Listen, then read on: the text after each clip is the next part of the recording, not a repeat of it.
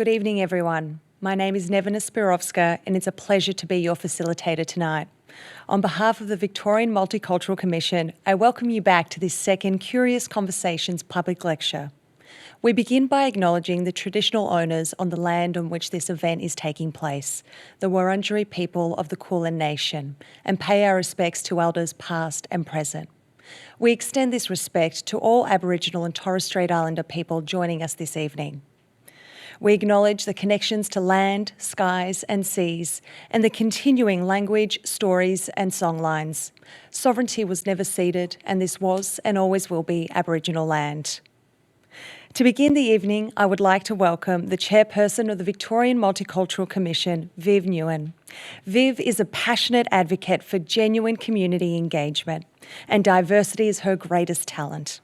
She arrived in this country as a 12-year-old refugee, and for over 25 years, Viv has worked as a business executive as well as a community leader in corporate, community and government settings.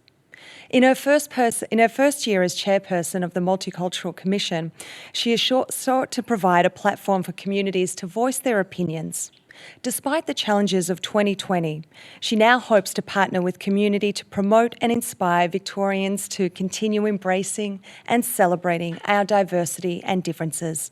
Please join me in welcoming Viv Nguyen. Thank you, Nevena, and good evening. Thank you for opening the session. I'd also like to acknowledge and pay my respects to the traditional owners of the land on which this event is being held, the Wurundjeri people of the Kulin Nation. I pay my respects to elders past and present and celebrate the diversity of Aboriginal and Torres Strait Islander peoples and their ongoing cultures and connections to the lands and waters of Victoria.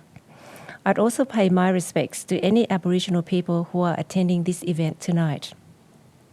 The Victorian Multicultural Commission is an independent body that connects multicultural communities with government. We collaborate and do a lot of work to ensure people from diverse backgrounds contribute to our state. We advocate for multicultural communities to government. We make sure their voice is heard, and we support government in ensuring important messages, policies, and legislative changes and their impact do indeed reach the communities. We are excited to continue the conversations from our Cultural Diversity Week last month and deliver more events like this where our community can get involved. This is the second installment of the Curious Conversation series, which we will be running over the coming months. In these discussions, we will be asking speakers and our audience online, what does multicultural Victoria look like in 2030? Last month, we heard from an inspiring panel of young leaders. They spoke about the challenges their peers and communities are facing and the importance of turning these discussions into action. Today, we will be hearing from our local councillors who play a crucial role in shaping multicultural Victoria. Councillor Joseph, Lena and Jasmine all actively supported Victoria's multicultural communities and are committed to promoting better unity, understanding and harmony amongst all communities. I look forward to listening to the vision from the local councils, what the current and emerging issues are and what we can do to address them. It will be a captivating discussion, no doubt, tonight. Thank you, Nevena, for hosting tonight's important Curious Conversation, and thank you to everyone for tuning in tonight and everyone who can join us online. We hope you will all get involved in the conversation and share with us your own visions for what Victoria looks like in 2030. Thank you. Thank you very much, Viv. Your words remind us of the importance of diversity in our communities and the role that we can all play to realise this. Before we hear from our guests tonight, we'd also like to invite all of our Facebook viewers to join the conversation. If you have a question for our panel or panellist, make sure you write it in our Q&A and get involved. So what will multicultural Victoria look like in the future? To understand this in the context of local government, we are honoured to be joined by three panellists this evening. Joseph Haweel is the Mayor of Hume City Council. He served his first term in 2016 when he was the youngest male mayor elected. He was then re-elected in 2020. Joseph has been particularly active in supporting the settlement, integration and empowerment of new and emerging communities to reach their full potential, and is passionate about representation of people from culturally diverse backgrounds in elected office and decision-making. Mayor Lena Messina has lived in the northern suburbs her whole life. Lena is passionate about what makes Darebin a great place to live, its diversity, its neighbourhoods, its history. Her family came to Preston from Sicily in 1963 and has worked in the car manufacturing and clothing industries. A councillor since 2016, Lena was elected mayor in 2020 on a platform of supporting businesses and people doing it tough. Deputy Mayor Jasmine Nguyen is a progressive Vietnamese Australian woman who was raised in Melbourne's northwestern suburbs. In addition to working at the NBN, Jasmine is currently the Deputy Mayor of the Brimbank City Council. As Brimbank's youngest councillor, Jasmine is passionate about empowering young people and helping the most disadvantaged members of her community. Joseph, the city of Hume, located on Wurundjeri and Woiwurrung land, is a growing urban fringe municipality which takes in the area from Sunbury to Broadmeadows. Hume residents come from 160 different countries and speak approximately 140 languages, with 2 out of every 5 residents speaking a second language at home. Joseph, can you share with us your thoughts on what a multicultural Victoria will look like in 2030, and what role does local government play in supporting that? Well, thanks very much for the opportunity to be here this evening. I think a very important point to make is the fact that having curious conversations is something that we should be doing in any discussion around multicultural affairs, in discussions that relate to the lives of people. We take great pride in Australia in talking about the fact that we are the most successful multicultural country in the world. And I take great pride in that as well. But I think sometimes that sloganeering leads to us forgetting to look in a bit deeper and have those curious conversations about things like political representation, about the full and equal participation of people from culturally diverse backgrounds in all facets of life: economic, social, political, in the business world, in education. And too often we see that people from culturally diverse backgrounds are not fully represented in those spheres. So for me, at least from a local government level, but even further into other fields, 2030 means that we should, by that point, really fully embrace culturally diverse communities and capture the sheer value that they present in their experiences and backgrounds. There is a discussion that we hear very often in this country about gender diversity, women on boards, but that in some ways doesn't look at that cultural diversity element that is not often considered. So for me, I'd love to see a state in Victoria, indeed a country in Australia, that fully incorporates and embraces people from culturally diverse backgrounds in every part of its life and captures the value that they could bring to the national conversation and the future of this country. Thank you, Joseph, for sharing your vision with us and exploring why it's so important to have that representation and have councils that are fully representative of the communities they represent. Lena, the city of Darebin, located on Wurundjeri land, is a large and culturally diverse area taking in Alphington all the way out to Bundoora. It is home to people from over 153 countries who speak 148 different languages. About 1/3 were born overseas, and close to half of residents have both parents born overseas. Lena, what do you think a multicultural Victoria will look like in 2030, and how do we get there? Well, I think Joseph said it all in his 3 minutes, but I think the most important thing is that we need to celebrate what multiculturalism is, and value it as Australia's greatest asset. Embrace it, lead with it, and it needs to be led through a framework like the Western Australian government has. The Western Australian government in February 2020 introduced a framework that needs to be implemented by all government sectors to ensure, like Joseph has mentioned, where we embrace the gender equality, but we're not embracing multiculturalism as so much so. We say this is a rich multicultural nation, but where do we see it where we've got government agencies? Where do we see it when we've got frameworks that imply and value what multiculturalism is? And I think we need to look at what the WA government led by I've forgotten his name, that's really horrible, isn't it? Mark McGowan actually discusses, and I think we need to embrace that here in South Australia, and there needs to be some in Victoria where there's a movement where we have a look at the framework, look at the feedback of what actually has been undertaken, how do we improve on that, and then implement that here in Victoria, I think. But in relation to that, we need to live in a society where there is no racism, where diversity is valued, respected and embraced. And I think that's the next step.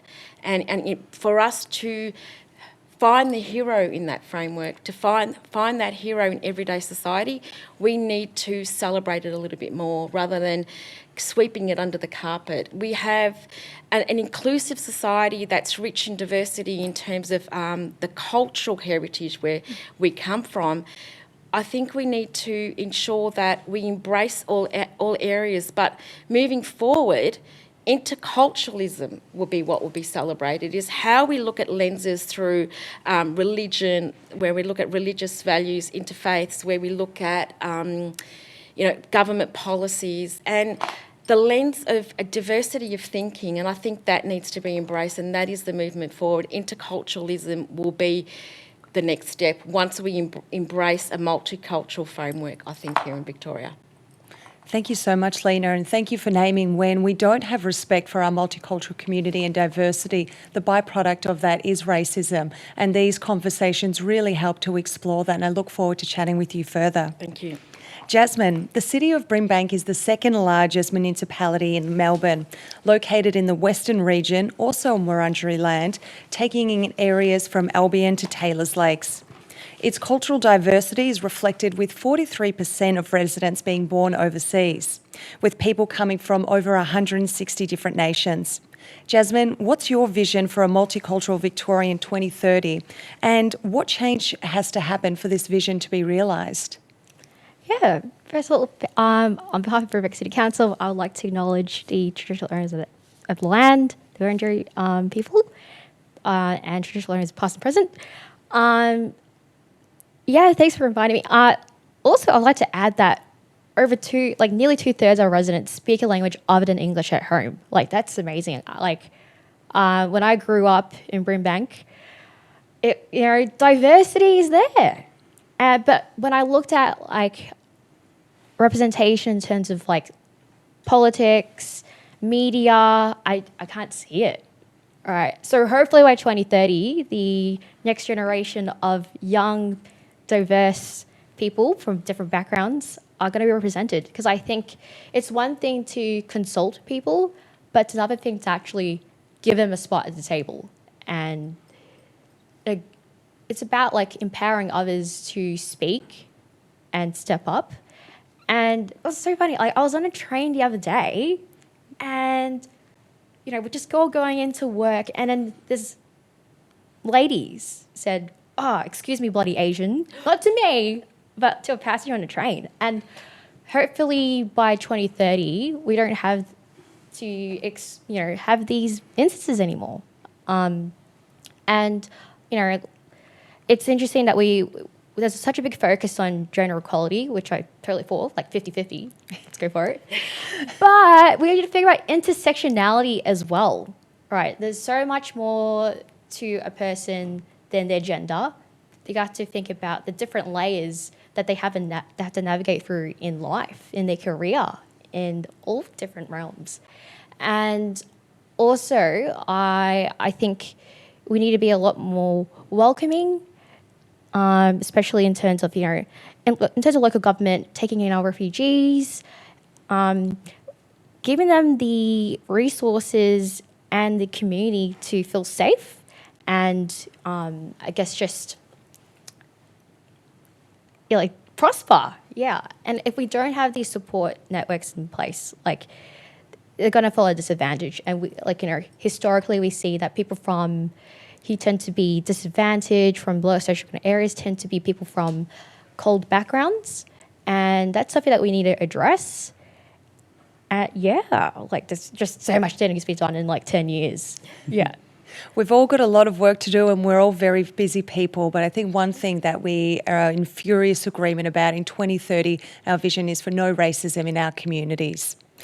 Jasmine, we can stay with you. I would love to hear about how your cultural background has been of benefit to you in your role of local government, especially as being part of the next generation of people who are truly representative of the communities they advocate and come from.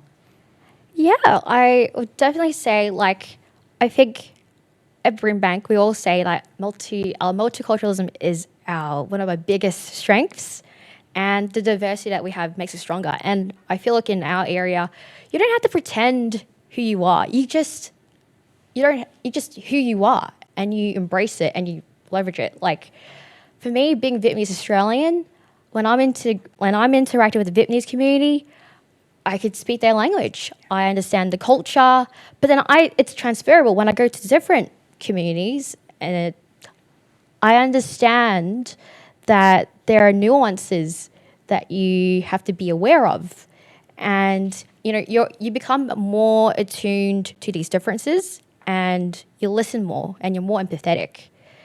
And I would definitely have to say, I can't believe it. I think there are other people out there who are from minority background, culturally and linguistically diverse, and if they see someone who's not the norm, that's inspiring. And it actually encourages me to be fearless in saying what my opinions are, because no matter what your background is, no matter your age or what your culture is, you bring something valuable to the table. And I definitely have to say that, yeah, it's good. Excellent, and thank you for bringing yourself to this panel tonight. Lena, I'd really love to know about your cultural background. Your family came here from Sicily in the 1960s, and how has that been of benefit to you in the local government, specifically in Darebin? Well, as you know, Darebin is multicultural and very diverse, and there's a strong Italian community that first came and settled and migrated in Darebin, and my mother was one of them. So my mother came as a migrant here as a 16-year-old, and my grandmother, my nonna, said goodbye to her children on the shores of Sicily, and they came here to a country that they didn't know what it looked like. All they know was the name. They didn't know what it looked like, what opportunities. All I knew was there was opportunities for work. And further to that, it was a language that they never spoke of. So my mother came and settled in Northcote, which was in Darebin, believe it or not. And I think I feel the fight of my ancestors on my shoulder when I think of the challenges that they've gone through settling here in Australia, but also the sense of knowing and not knowing, actually, of my grandmother saying, and my grandfather and my grandparents, because on my dad's side, saying goodbye, we can't provide you with the life that we want you to have, go to another country. So I think when I became mayor, I felt like I was standing on her shoulders. Yeah. I felt that I was a product of her sacrifices. And I'm sorry, I'm going to get emotional, but I do feel that way. I feel that when migrants come to Australia and settle here, we are a product of the sacrifices of our ancestry. We fight for their voices, and that is what ripples for me and empowers me when I speak to the community, where it doesn't matter what their background is or their cultural background. I find that I fight for their voices, and I feel like I stand on their shoulders in terms of I hear, I need to break down those barriers so their voices are heard. So to me, that replicates in everything that I do, and whether that's fighting, for example, in the deliberative panel, ensuring that multicultural voice is heard in the deliberative panel, because that's legislation now. We need to hear more from our communities.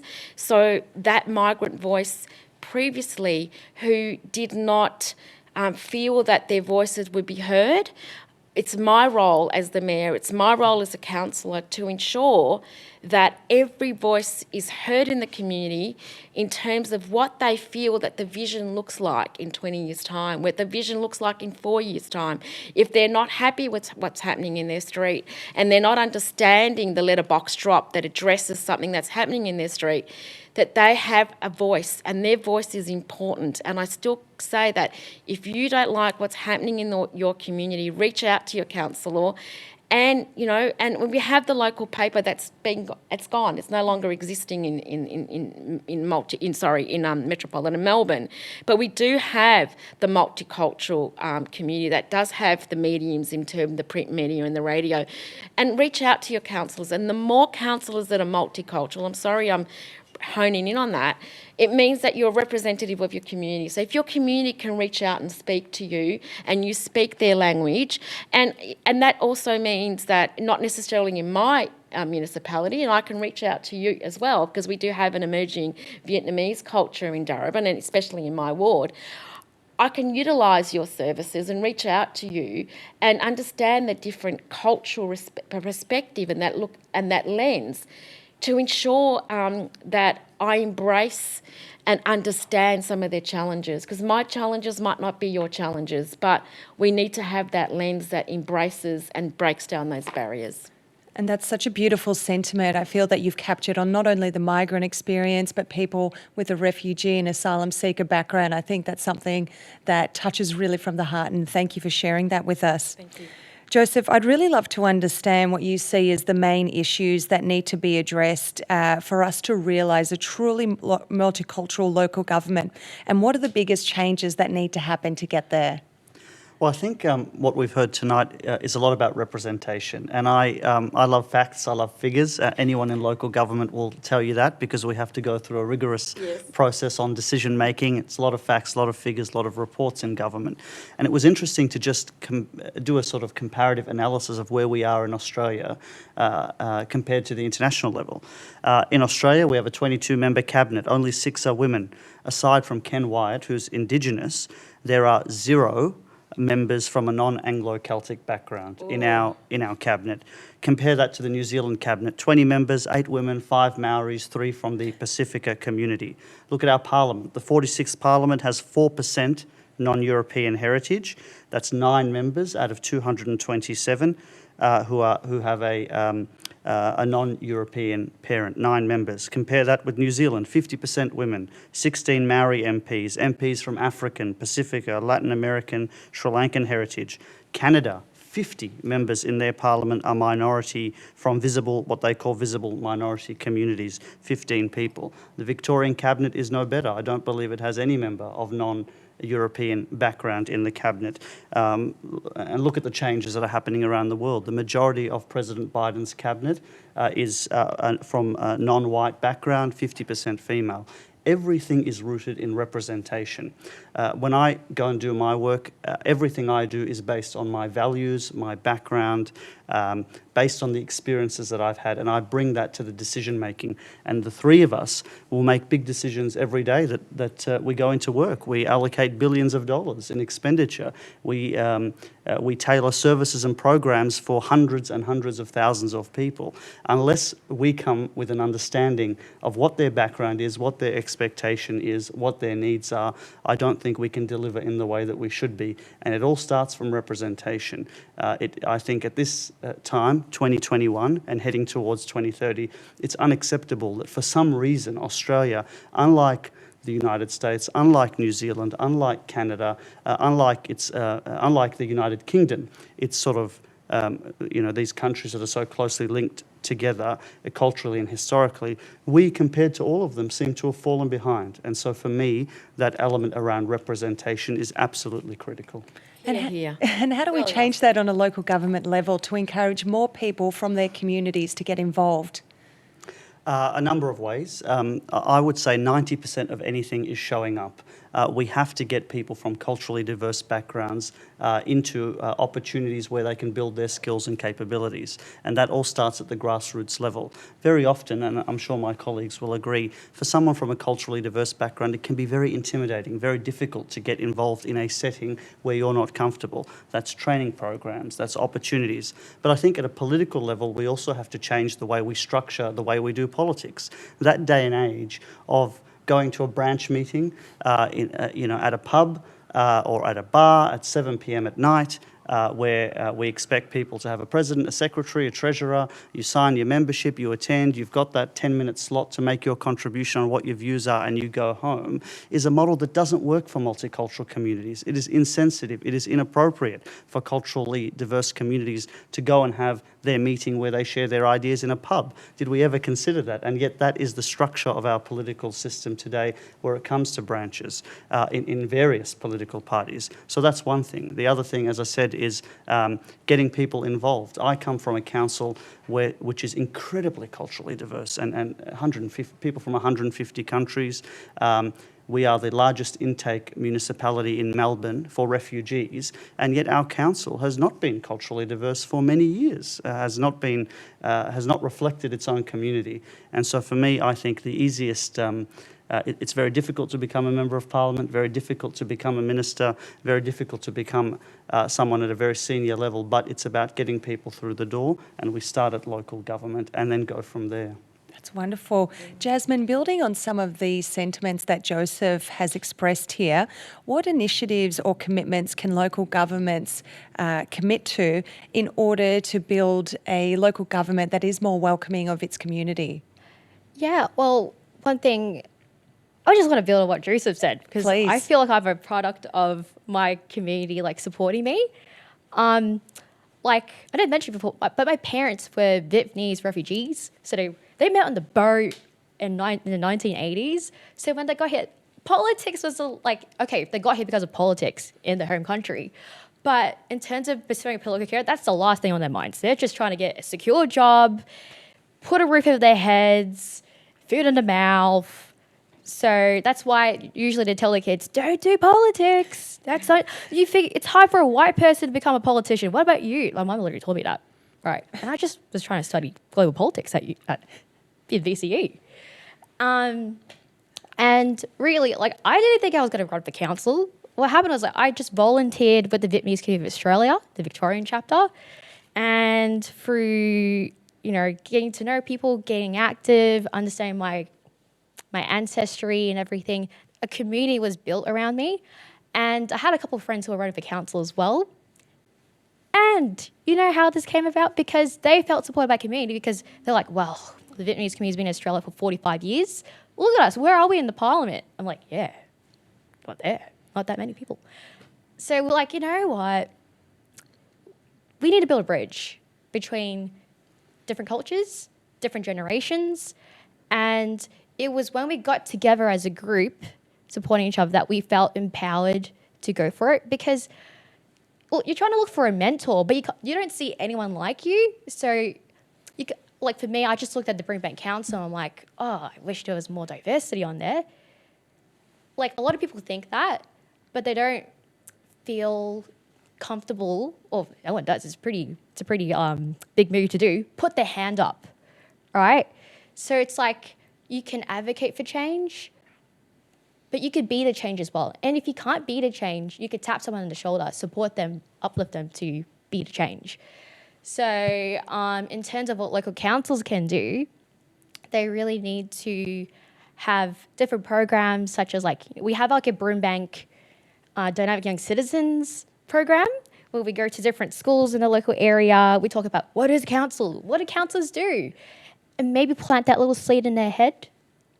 And then also, we also have leadership groups, right? So we have our First Nations leadership group in Broombank.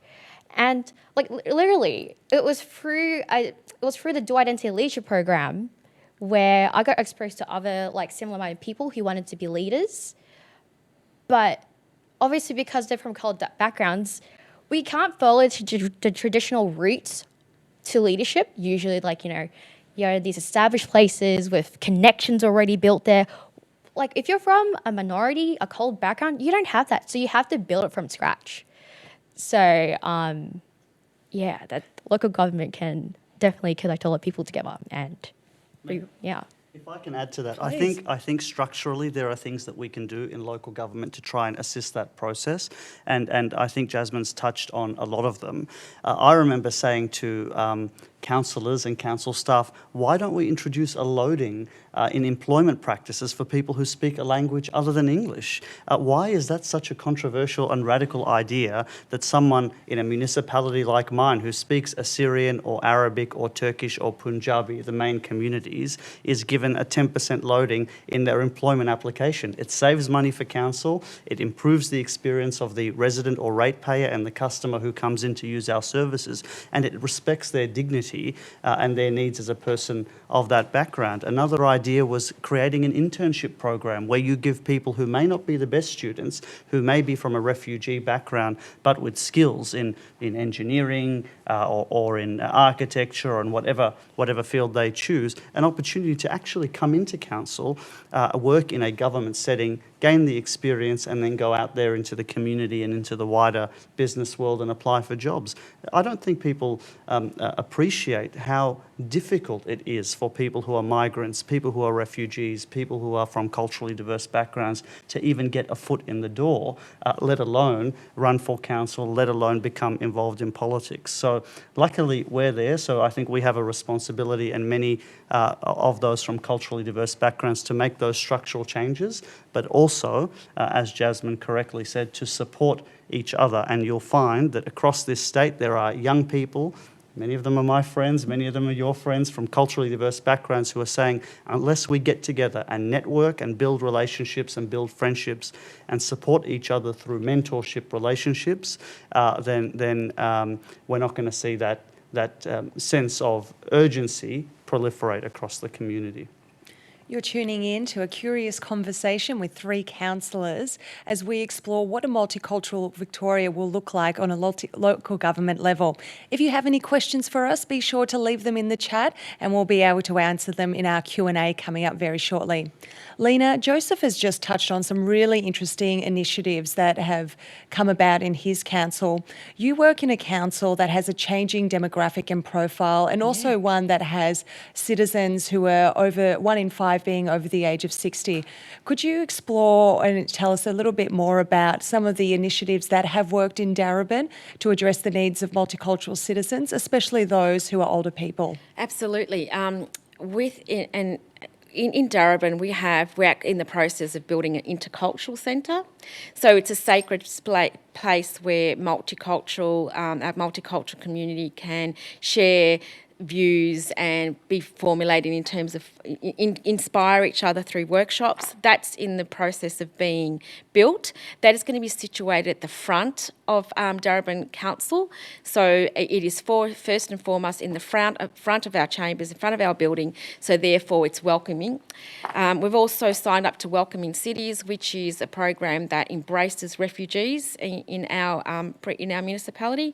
In relation to that, we also got the Darebin Ethnic Community Council. So we've got an advisory committee that provides us insight into what's happening through our multicultural community. We also had the Darebin Aboriginal Advisory Committee. And when we talk about multiculturalism, we forget that our First Nations, our Indigenous Aboriginal Torres Strait Islander, form a huge part of that. Darebin has 3% of our First Nations people that make up our municipality. We have one of the highest percentages in Victoria, and we need to embrace truth-telling, and I know the government's working through the treaty, so we need to include our Aboriginal Torres Strait Islander people when we talk about this framework in terms of multiculturalism. We've also got, we also have a close association with the Wurundjeri Council. So every policy that we do now, we set through to our advisory committees in terms of our interfaith. We have the Interfaith Council as well. We have the Darebin Aboriginal Advisory Committee. We also have the DEC, and we also have multicultural councillors. So we have councillors. Our council makeup is 1 Maltese, 1 Indian, 2 Italians, and the rest from an English-speaking background. So we do fight for the multicultural voices at Darebin. We also have recognised that our deliberative panel did not reflect our multiculturalism in terms of the ones that only have English, that don't have English as their first language. So with the deliberative panel, we included 10 additional panel members because we felt that that multicultural lens, especially for our largest community in terms of over 50 is the Greek community, the Italian community and the Macedonian community. So we needed their voices to be heard. So we made policy changes to ensure that they came along the journey to see what their vision was going to look like in 2030. In relation to that also, our services reflect our community. So our aged care services, and Darebin is still in that space. Aged Care Friendly Darebin was announced last year. We haven't said no to aged care services. We're one of the few that has not turned its back on aged care services. It is a changing space, but we recognise that our multicultural ageing migrant community needs those services, and we will continue to undertake those services. So that's the message that we deliver to our multicultural community. We're still providing services, we're still including programs and that multicultural lens. I know that the council plan moving forward includes many lenses when it comes to multiculturalism. I know one of the plans moving forward is that in September, October, Darebin's going to celebrate a whole day of multiculturalism out at Edwards Park Lake. We are building the lake up with a boathouse. We're going to celebrate multiculturalism. It's going to be embraced. It's going to cut down those barriers, and we're going to celebrate it in Darebin. And I look forward to cutting that ribbon to explore that. But of course, that also includes the arts and the culture. So when we talk about multiculturalism, what about the diverse areas that, music, storytelling, when it comes to even artistic value, they are the stories and the mediums that we need to celebrate to enrich our lives. And looking through a different lens brings a different insight into my world and also a different insight into their world. And once we embrace that, and we do that at a local government level, and again, I go back to the Western Australian framework that embraces multiculturalism and ensures that we heighten the level of people that are employed at different government agencies to ensure that we celebrate it and elevate it. So once we do that, that ripple effect will take place. But until we do that, we will still be at the status quo, unfortunately. Thank you so much, Lena. And as we move into our Q&A, we've got a question from one of our viewers. And Jasmine, starting with you, what are each of your councils doing to encourage and support diversity within your leadership team? Whoa, okay. Yeah, I'm sure we got a lot. So are you talking about our leadership team within the council? Yeah, within the council. Yeah, I suppose I know that we have someone working on trying to employ more young people in our council. Because I guess local government, you tend to have a lot of experts, seniors, with a lot of knowledge. They've built it up over the years. But in terms of letting young people, you need experience to get experience, right? So you got to get them open the door somehow. So we're looking into a program for that, which could include internships. In terms of employing people from diverse backgrounds, it depends on which areas, right? If it's in the art space, I'm pretty sure there's criteria that we have to ensure different stories and experiences are told. Well, to be honest, we have a female CEO and one director that's female, but they're all, that's gender diversity. But I'm trying to think about multicultural background. You also mentioned a lot of the community engagement you're doing, going out to schools and setting the example that this is a very real pathway that young people from the community can take. Yeah, so I mentioned the Brimbank Dynamic Young Citizens program, where we go to different schools to talk about council. We have leadership programs for our First Nations people. Also, we also have another one called, I can't remember at the top of my mind at the moment, but If it comes Yeah. back to you, please let us know. Yeah. We've also opened a poll asking people how they would like to get involved, and some of the answers have included a leadership program, job opportunity to support community programs, and another has said, I would like to support the community through training programs aimed at promoting volunteering as a means to socialise and upskill. Joseph, does your council run any programs like this? Oh, we have a wide range of programs that cover pretty much everything that's been mentioned. There are opportunities for volunteering across the organisation, across the sector. Plug for the Hume Volunteer Gateway. Anyone watching online could go and register their interest and look for opportunities in the community. There are mentorship programs. We have a Change Makers program, which is looking to bring people on board now. Some of the issues, though, that I often face is the lack of awareness in the community about the opportunities that are available to them and the accessibility of those programs in their sort of standard, archaic, historical models to members from culturally diverse backgrounds. Try and put yourself in someone's position as a refugee from a new and emerging community who probably doesn't speak English very well but wants to make a difference. How do you go to a community program that's run and engaged? Are you comfortable? Are you confident to walk into a room with a bunch of people that you don't know and whose language you don't speak as fluently as you would like to? And very often the answer is no, and that becomes an inhibitor to those community members getting involved and taking the next step. So I think our role as decision makers, as public policy makers as well, is to ensure that those programs, the design of those programs, is inclusive. Something that I'm very passionate about is council programs not waiting on people to come to us, but us going into communities, going into places of worship, all multicultural communities in whatever setting they're comfortable, and being able to, in language, provide that support and get people involved. And you'll find that if you hold something at 7 p.m. at night,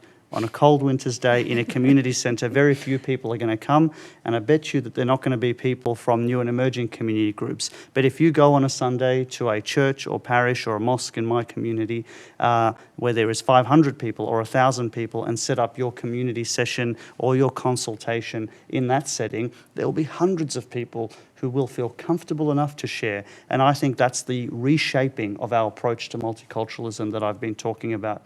If we could achieve anything in the next few years, it's to stop trivializing multiculturalism as being about music and song and food. As important as those elements are to all of us, real multiculturalism means policy settings rather than that sort of trivial stuff that is important and that we celebrate, but we have to move away from that and change the way we do business every day. And that's certainly what I'm very interested in and trying to get others interested in as well. In that, you've touched on the importance of not only being proactive, but also being culturally sensitive and responsive. Building on that, one of our viewers has asked, will council become more vocal about the low levels of funding available for volunteer resource centres and volunteering involving organisations?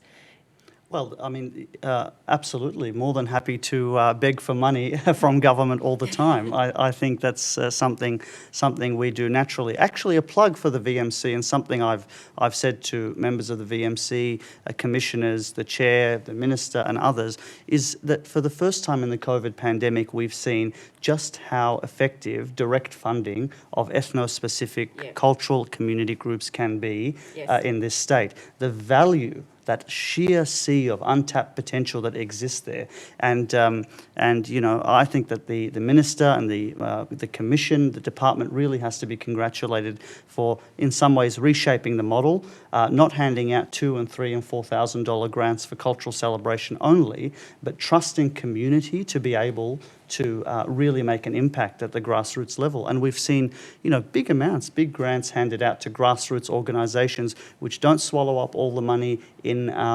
staffing costs, which don't swallow all of the money in infrastructure costs, and put almost every cent into service delivery that is culturally appropriate. And I think that's something definitely that we should be commending the Victorian government on. Yeah. And in response to the question, yes, we will continue to advocate for a continuation and broadening of that model even beyond COVID.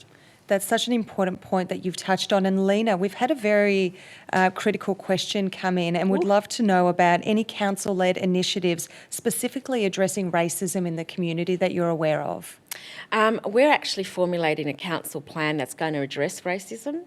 And in order to address racism, I think you have to have the programs in place and the services and highlight and heighten our multicultural society. So it'll be embedded in our council plan in terms of how do we facilitate that through engaging more with our community, and especially when we look at racism forms. Levels are in the community, but they're also racism in all layers of the workplace. So we say no to racism. So if councils like Darebin formulate that and it's embedded in their policies, because it's about policies, and council laws can focus on policies and strategy. In terms of operational, that is something that the CEO undertakes. So we set the policies and the agenda, and then the CEO actually facilitates that. So if we said that, and that's part of our council plan, they have KPIs in place that address how that is measured in the community moving forward. So that's how we address that. That's fantastic to hear. And Jasmine, are you aware of any initiatives tackling racism in Brimbank Council? Yeah, like I would definitely. So we set up a lot of multicultural play groups for young people. Also, we have our interfaith network. I think education is so important. Yeah, like I'm pretty sure a baby doesn't come out of the womb going, oh, like, it's ingrained through society, right? So definitely having different programs in different schools, even in your workplace, in the council, like, and also like we know it's wrong to be racist, right? But when we see it, what do? So yeah, exactly. But other people, they might not necessarily do that, just go like, oh, in their head. But it's important that we actually say something and like actually visibly stand against it. And then also in terms of like dismantling racism, exposing people to different cultures is super important, right? So that's why we have all these events celebrating multiculturalism. That's why you're encouraged to go to different cultural events. You need to speak with different community groups, and like what you were saying before, it's like trusting the people from ethnic communities and cultural backgrounds that they know their community best. Give them money to do what they need to do. So, yeah, it's a really nuanced, because racism, we all know, when you say it out loud, everyone can point out that's racism, but you also have institutionalized silent racism that's embedded, in different layers. It's like, how do you hire people? Are you discriminating people based on their last names and their resume? How do you stop people from doing that? Are you looking at measures like affirmative action, for example? Yeah. And it's also if I'm hiring someone, I tend to employ people who are similar to me because, you think we get along. But be curious, look outside the box and go, okay, maybe someone from that, I don't tend to see these type of people in this area, but, give them a go. Yeah. I hope that made sense. That did, and thank you so much. We've also opened up a poll on the live stream and asked people what they would like to see more of in regards to multiculturalism and diversity with their local governments. Some of our answers have included additional community engagement if representation targets are not met through initial engagement activities, more diversity in council staff to reflect the community they serve, support for international students and including their voices. And also someone has said they'd love to see local government being vocal about funding for more volunteer organisations so we can upskill migrants to help gain further employment. Joseph, you mentioned that it's so important for the people in our communities to know what local government and new initiatives exist. How can we better inform communities about the opportunities that are in, say, the Hume City Council area? I think we have a problem in this country around civic awareness. Too few people know how government works. What are the various levels of government? So every day I'll get a call about someone asking me to help them with their visa. I'll get a call every day from someone asking me to waive their infringement. I'll sometimes get a call from people asking me about how to fix a road that's an arterial road and not a council responsibility. I think that's our experience all the time.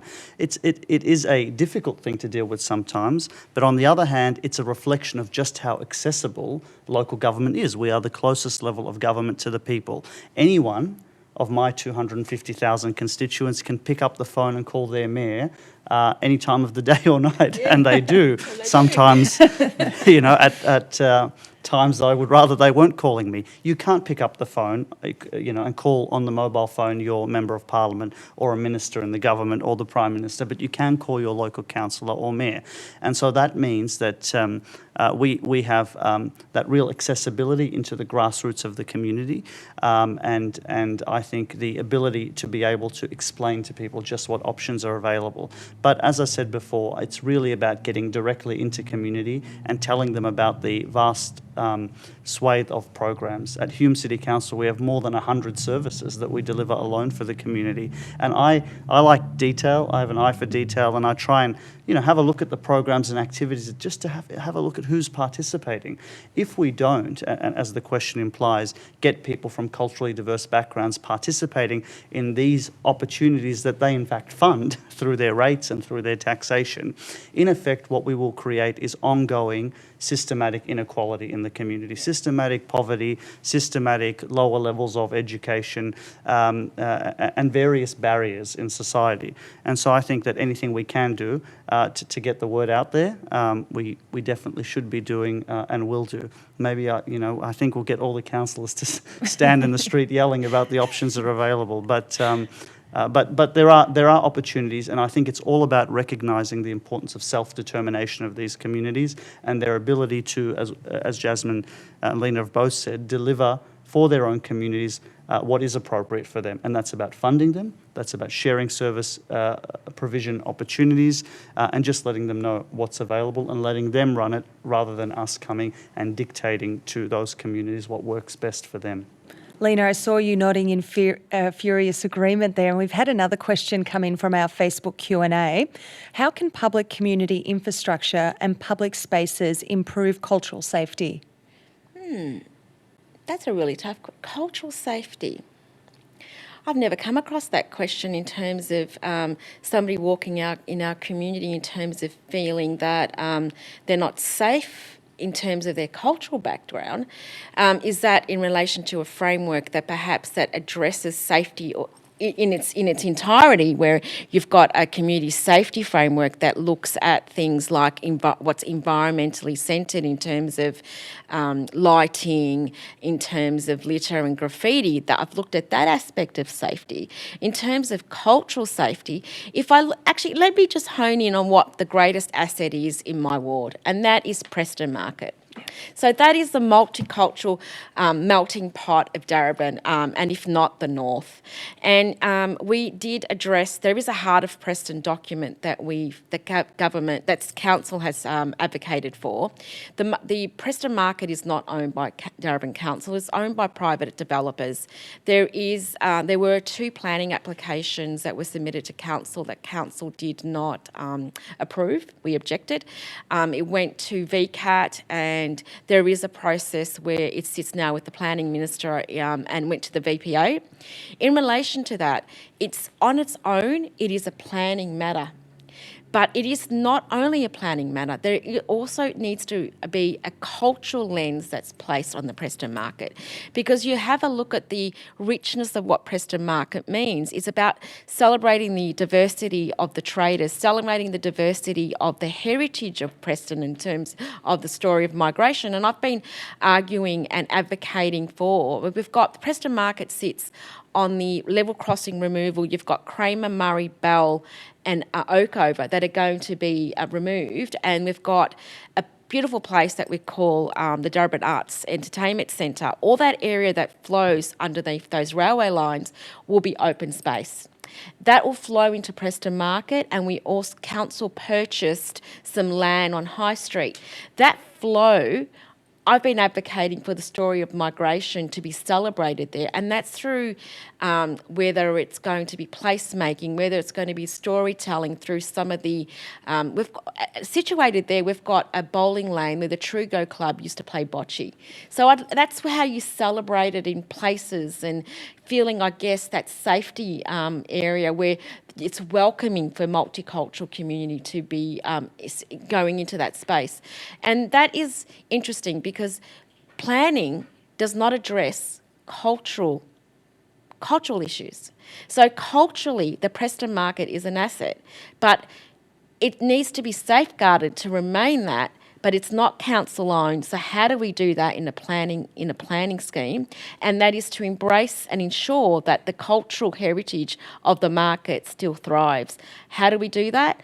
By advocating, like we have at Darebin through the Heart of Preston, advocating through to the ministers, advocating through ensuring that we still continue to celebrate multiculturalism and its diverse background in the future of the Preston market.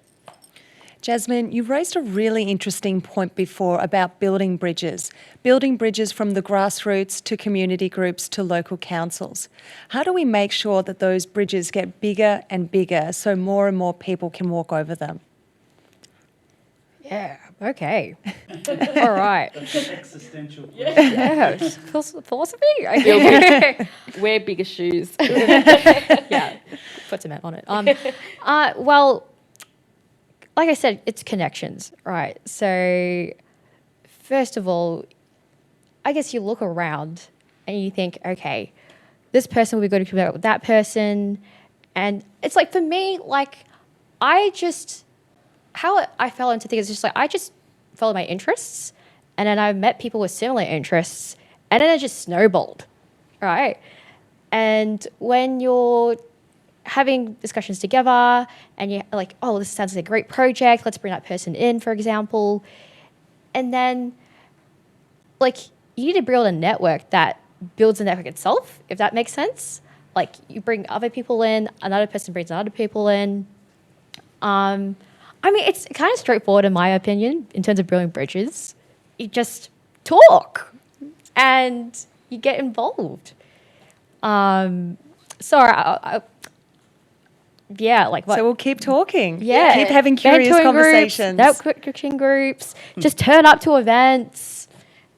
Yeah, link up. How about formulating a multicultural group within our own council laws and seeing how we can implement strategies to fight those barriers together? All right, Yeah. you'll be the first president. You can be the deputy president. Yeah, and I guess That's how we do it. It's how we bridge those bridges and look at the issues that we're facing at Darebin, at Bringbank and Hume, and bring that together and advocate more. And how do we do that through the council plan? Because don't forget, the council plan sets the agenda for the next 4 years, and the community vision the next 20 years. So how do we formulate that? And it needs to be done now.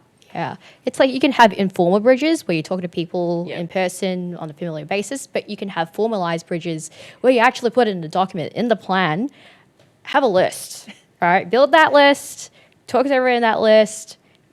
Yeah, get them to the table. But also not underestimating the value of those curious conversations. We could put in as many plans as we wanted. We could sit through hours and hours, as we do in the evenings, coming up with policy positions. If they are not implemented, if people are not connected to each other, they're just going to be Pieces of paper. black letter ink, in writing. And I think we just cannot underestimate the value of exactly what Jasmine said, talking, networking, building connections and relationships with each other, but not keeping to ourselves that knowledge and expertise base, sharing it with others, building their connections, assisting them into opportunities, and then hopefully seeing those opportunities flourish into something meaningful. Yeah. And I think you hit the mark. I'm a facts and figures person as well, but when you went through what Canada and the makeup of Canada and the makeup of New Zealand, that really shone a light. That light is dim in Australia. It needs to change. And it doesn't get changed in 30 years. It needs to start changing now. That's right. Sometimes I feel like, you have people from minority backgrounds, cultural backgrounds, they kind of have to kick the door down. You know what we could do? We could just open the door nicely, invite them in. And take our shoes off. That's the call to action there. Yeah. And as we start winding down this curious conversation, I'd love to have a final thought from you all each.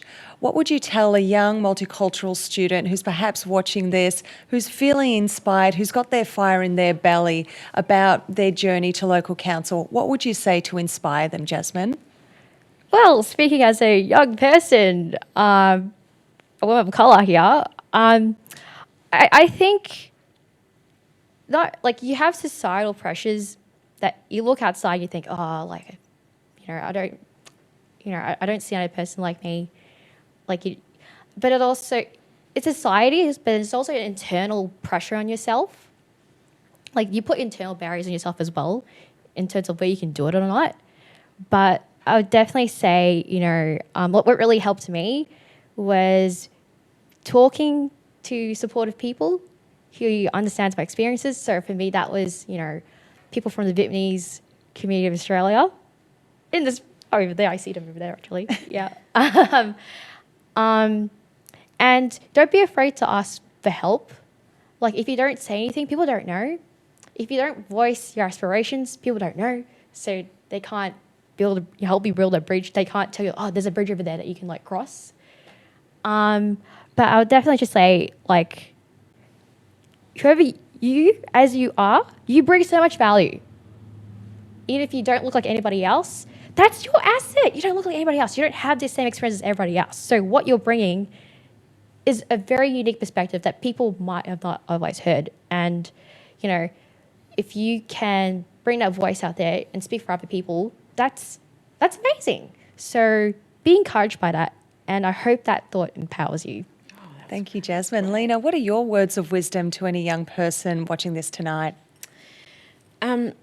Words of wisdom. I think if you have fire in your belly and you believe in something, don't allow a barrier, whether that barrier is your cultural heritage, whether your barrier is your gender, whether your barrier is that you don't have time.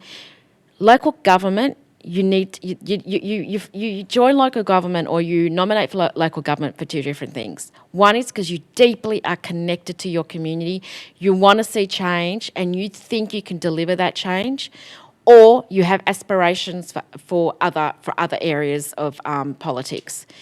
But when you do it and you're congruent with your actions and you see somebody that delivers, and let me tell you, it's tough being an independent woman in a political, progressive community like Darebin, let me tell you.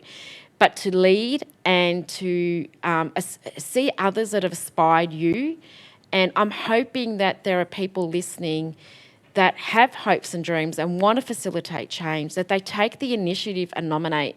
It's really tough putting your face on a billboard, but guess what? The upside of that is delivering on those actions and what the community wants fills my heart, and I know it fills everybody else's heart that also undertake this path with so much accomplishment and so much love. It fills my soul. It does fill my soul. And I know that's just like a cliche and it's like, what are you talking about? But it does. I do this for the love. And it takes up a lot of my time. But in 20 years' time, I have a grandson. So in 20 years' time, when I walk through my municipality and I see the elevated rail that we advocated so much for in Darebin, and I have a look at the Reservoir Boathouse, and we look at the Northcote Aquatic Centre, the Reservoir Leisure Centre, a thriving Preston Market, and I walk down the street with my grandson, I know that some of the policies that I participated in have made a change, not for just my generation, but the generations to follow. That's what motivates, empowers me. And if that empowers you to deliver on some of the areas and the infrastructure and some of the policies and the programs, then I urge you to join local council. I urge you to start those conversations with your local councillor, because together we can make change, and those changes are phenomenal in my point of view. And Joseph, just before we wrap up, your words of wisdom as well. I don't know if I'm in a position to share wisdom yet. You've had two very eloquent answers. I'll make my one a simple answer, and that is to get involved. Everything in my life started with community. I'm very proudly of Assyrian and Greek ancestry. Everything for me started in the trenches, active with my community, trying to improve their position, trying to improve opportunity for them. I firmly believe that you can't be what you can't see, and people from culturally diverse backgrounds need to see people from their community involved. For young people, switch off Netflix, get off the screens, the iPad and the iPhone, and stop waiting for others to do something for you. If not you, who? If not now, when? This is the time to get up, be active, get involved, and start, as we've said, I think clearly, knock on those doors, because no one is looking out for you and waiting to come and give you something on a silver platter. You have to get up, get active, and get involved, and reach out to people like us and like many others in the sector who are very willing and prepared to provide advice and support. That's my encouragement, hopefully. Very powerful words, and very special thanks to our panel this evening, Mayor Joseph, Mayor Lena, Deputy Mayor Jasmine, and to the Victorian Multicultural Commission, the Victorian Multicultural Commissioner's Chairperson Viv Nguyen, and to every person who's tuned in tonight. Thank you so much for joining us for this curious conversation, and we hope to see you very soon. Good night.